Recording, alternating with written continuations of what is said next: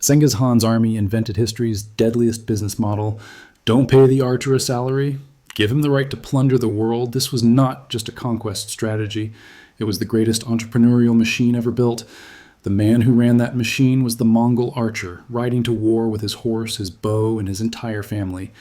A Mongol archer was never merely a warrior. He was scout, quartermaster, psychological expert, and investor all at once. Every arrow he released shaped both the battlefield and the economy. His bow served as weapon, revenue tool, and status symbol. Booty was his personal balance sheet. After the Khwarezm campaign, even an ordinary archer returned with dozens of horses, sheep, silk, and silver. It was wealth enough for a lifetime. Those who fought on the front line at Baghdad became richer than princes overnight.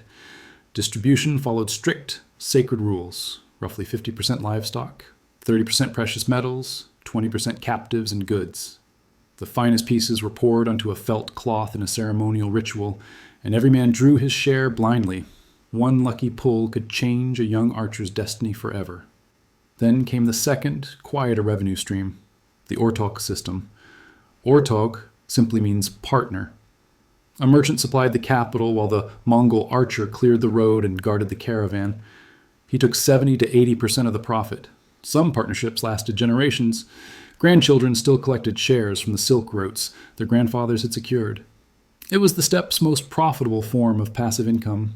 The empire's real fuel, however, was krout, rock-hard dried milk curds. A handful dissolved in hot water delivered instant calories for days.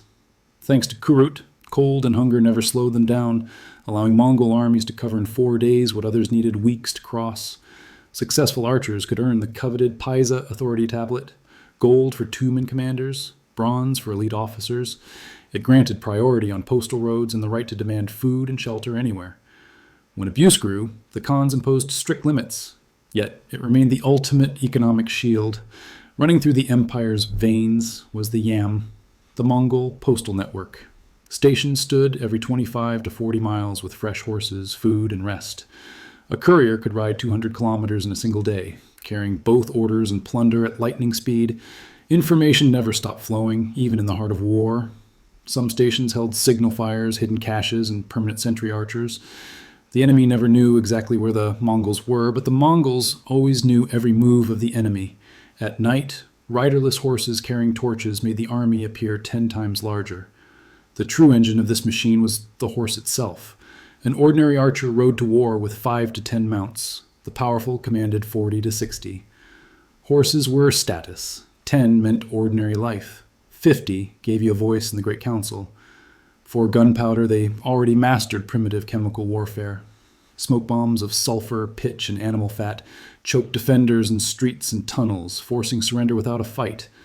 The archer decided which caravan to protect, how the booty would be split, and which yam station mattered most.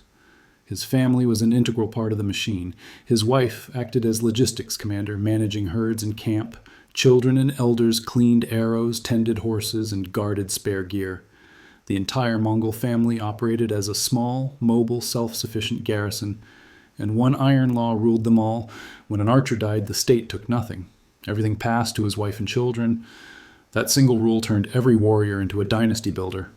Mongol archers were not just warriors, they were nomadic capitalists. Their capital was horses and skill. Their only risk was death, and their reward was an empire spanning 3 continents and wealth that outlived them all.